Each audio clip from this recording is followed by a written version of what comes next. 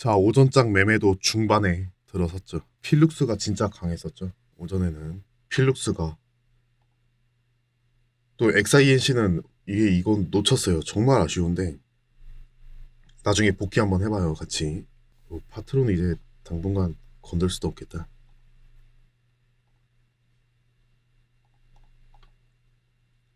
자, 드림 시큐리티. 음,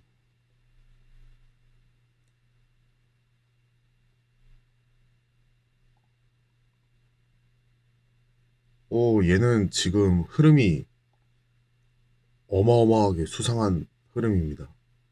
60선 이탈 자리가 있고 120선, 60선 돌파가 있고 이거를 지금 다 잡아먹고 끝에 얘 하나를 남겨두고 있어요. 4178, 4180, 4180원 부근이 나오겠죠? 4180원.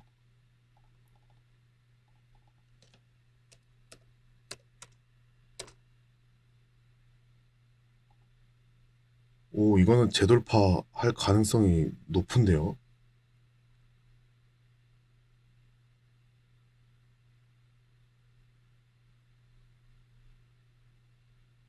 이거 거래량이 조금 아쉽긴 한데 이거는 재돌파할 가능성이 매우 높습니다. 4180원. 좋아요. 여기까지의 거리가 어느 정도 될까? 3%가 넘네.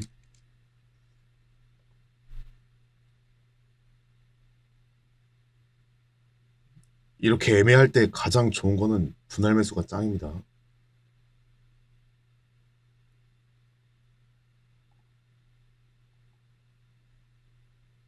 이쯤이면 충분할 것 같은데요. 현재가 기준에서 4,030원.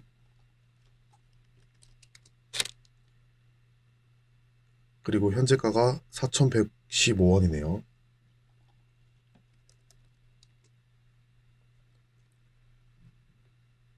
자, 이 안에서 아이고 안 되는데 왜 이렇게 치니? 내려와야 됩니다. 무조건 내려와서 사야 돼요. 이거는 이제 더 이상 따라갈 수가 없습니다.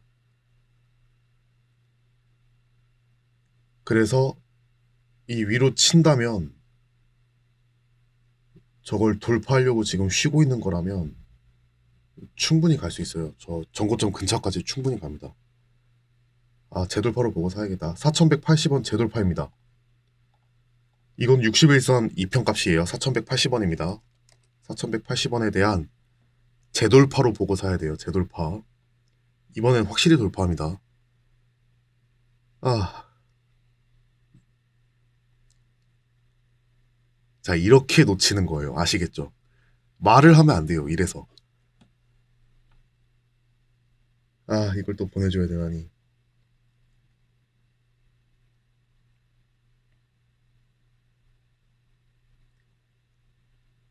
그 다음에 사는 거는 다 의미가 없어요. 그냥 미련이 남아서 사게 되는 거거든요. 아, 정말 차트 정말 좋았는데 너무 아쉽다. 미련을 갖지 맙시다. 저는 이제 이 차트 안 볼 거예요. 얘가 만약에 여기 다시 내려왔다가 다시 반등 주고 이 모습 보면은 저는 아마 죽을지도 모릅니다. 나머지는 제가 원하는 자리가 아니기 때문에 막 아무리 오르고 있어도 당신 오르는데 왜 안 삽니까? 이렇게 얘기하신다면 제가 더 이상 할 말은 없는데 이래서 말을 하면 안 돼요. 자, 얘는 공부를 하고 넘어가야 될 부분이 있기 때문에 확실히 공부를 하고 넘어가도록 합시다. 잠깐만 속이 너무 쓰려서 물을 한 잔 마시고 이 4,180원에 대한 재돌파 이야기를 왜 했는지 또 이것에 대한 의미 한번 같이 이야기해 보도록 해요. 잠시만요. 그냥 조금 자세히 설명하고 싶었을 뿐인데 너무 아쉽게 되었습니다. 아, 이거는 진짜 어쨌든 설명을 하고 넘어가도록 합시다. 아, 맞다. 라운시큐어. 자, 얘도 놓친 거네요. 아, 미치겠다.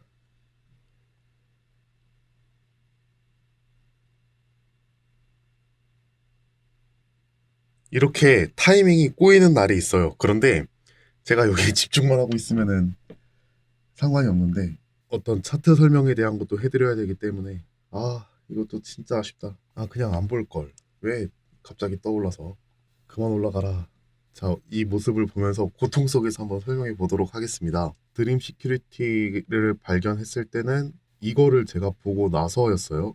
아마 그럴 겁니다. 이거를 보고 나서 반응을 했을 텐데, 일봉상의 흐름을 보면은 이미 여러 가지 강력한 저항 가격이 몰려있는 그러한 자리를 많이 돌파를 했어요. 그게 어떤 의미를 갖는지는 여러 차례 설명을 했기 때문에 의미는 직접 되새겨 보셨으면 좋겠습니다. 가까운 것에서부터 한번 살펴볼까요? 장기 이평선인 어떤 60선과 120선에 대한 돌파가 일어났고요. 그리고 그 사이에 뭐가 있냐면은 이 자리를 보셔야 돼요. 120선 이탈 자리. 그리고 그 위에 이렇게 4180원 부근에 60선 돌파 자리.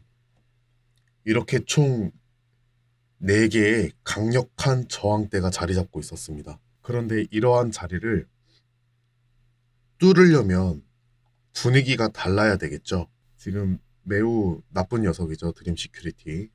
배신자. 자, 어쨌든 이러한 자리들을 지나가야 하는 자리가 된단 말이에요. 그러면은 왜 이런 자리에 대해서 중요하게 볼 수밖에 없느냐? 사람들이 그렇게 생각하는 자리이기 때문에 그래요. 제가 그렇게 생각하는 게 아니라 보통 사람들이 그렇게 생각하는 자리이기 때문에 그래요. 그게 제가 생각하는 어떤 기본 개념이란 말이에요. 그래서 이것을 분차트에다가 한번 그려볼까요?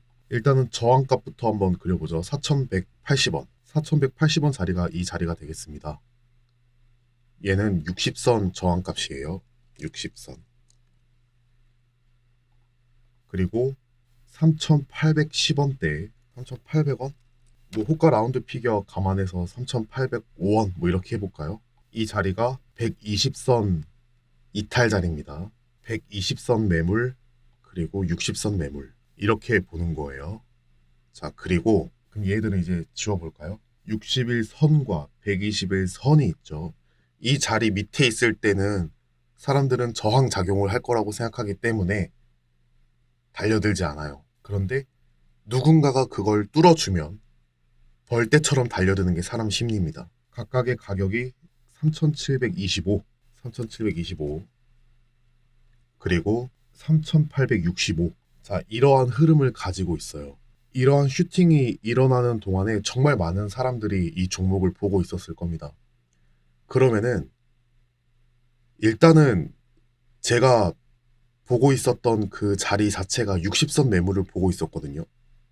왜냐면은 그곳을 가리키고 있었으니까 한번 부딪히고 내려왔으니까. 그런데 절대로 자 보세요. 되게 중요한 개념입니다. 설마 상한가 가겠어? 자, 가는 거 아닙니까? 갑자기. 25원 찍고 왔네. 상한가 물량 한번 건드리고 왔네요. 와, 진짜 배신자. 앞으로 드림 시큐리티는 매매하지 맙시다. 장난입니다. 60선 매물을 이렇게 돌파를 시도했단 말이에요. 그럼 여기서 사면 될까요? 안 될까요? 제가 예전에 말씀드린 게 있어요. 사람들이 이런 경우가 있어요. 어떤 선을 그어 놓잖아요. 그럼 그게 진짜 무슨 작용을 할 것이라는 착각을 불러일으켜요. 사실 이 선 자체는 의미가 없잖아요. 저희의 어떤 개념을 시각화해서 드러나게 해주는 것 뿐이지 이 선 자체에 어떤 의미는 없단 말이에요.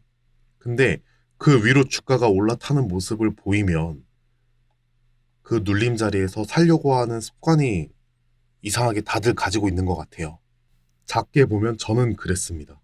그래서 내 시야가 이 위를 자꾸 보려고 하지 이 아래를 볼 생각을 잘 안 해요. 사람들을 상담을 해보면 대부분 그래요. 근데 이거는 이전에도 한번 설명한 기억이 있습니다. 슈팅을 이렇게 멀리서 쏜 거랑 가까이서 쏜 거는 엄청나게 차이가 나요. 자, 콘택 시스템 볼까요? 그어놓은 게 남아있네요. 자, 콘택 시스템이 제가 이걸 어제 올려드렸기 때문에 보신 분들은 보셨겠지만 제가 생각하는 어떤 그 60선 저항대에 얘를 이제 넓게 본 이유는 거리가 멀어서 오차 범위가 좀 있을 수 있겠다라고 생각을 했던 것 뿐이고요. 어쨌든 얘는 하나의 저항 띠가 되는 건데 이거를 돌파했을 때는 이 눌림 자리에서 살 수 있었던 근거는 그 전에 쉬어 주었기 때문에 그런 거예요. 그 전에 쉬어 주었다. 만약에 이 과정 없이 그냥 쭉 밀어버렸다면은 여기서 저는 사기가 힘들었어요. 왜? 쉰다라는 의미는 달려든 어떤 단타 세력이 아니라 단타 개인들이 될까요? 그건 저도 잘 모르겠어요. 여기에 뭐 세력들이 있는지 없는지 막 이런 거는 잘 모르겠고 어떤 단타 물량을 어느 정도 소화시켜 주고 가는 과정이 된단 말이에요. 그렇기 때문에 이 자리가 이후에 의미가 있단 말이죠. 그런데 이게 부재한다고 생각해 볼게요. 여기서 이렇게 쉬었다 갔기 때문에 의미가 있다라고 이야기를 하는 건데 그거 없이 여기서부터 쏘아 올린 어떤 슛이 여기서 딛고 갈 거라는 생각 자체가 되게 무리수를 두는 거예요.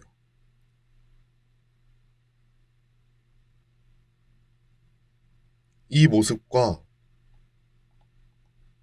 한번 쉬었다 가는 모습은 매우 크게 차이가 난다라는 거죠. 신뢰도 부분에 있어서요. 그런데 콘택 시스템은 그러한 흐름을 확실하게 만들어 주었잖아요. 그런데 드림 시큐리티는 어때요? 와, 진짜 상한가 들어갔네. 드림 시큐리티는 어때요? 여기 밑에서부터 바로 쏴올렸죠.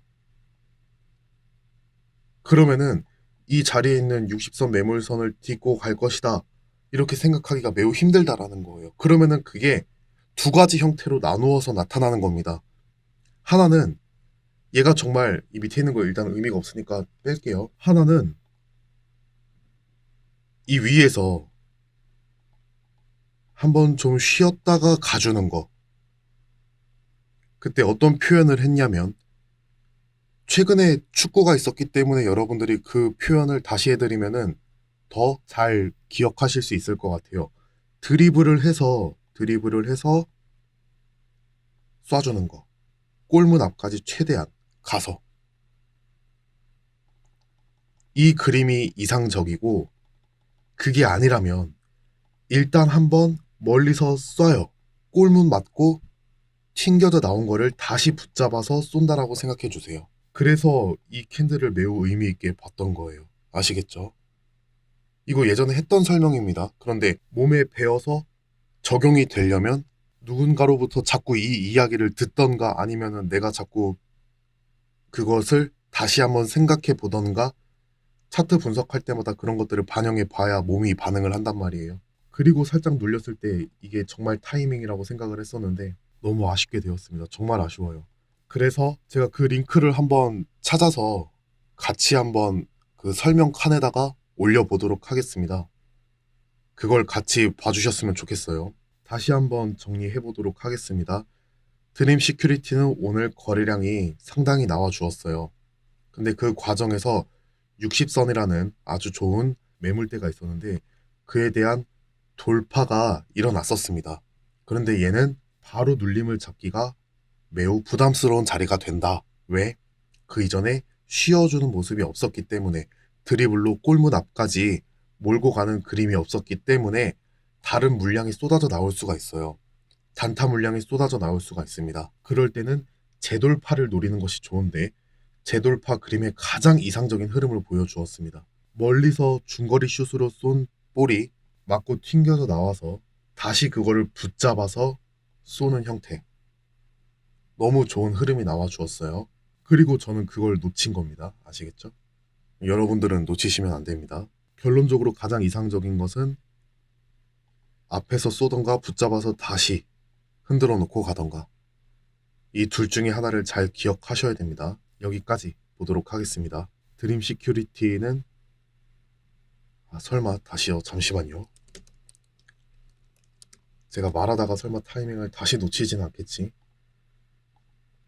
라운 시큐어는 이러고 있네요 또. 자, 라운 시큐어도 제가 좋아하는 자리는 놓쳤기 때문에 넘어가도록 하겠습니다. 배신자. 그래, 상한가 풀려라. 상한가 풀리고 쫙 빠지는 거죠. 착하게 살아야 되는데. 여기까지 보도록 하겠습니다. 수고하셨습니다.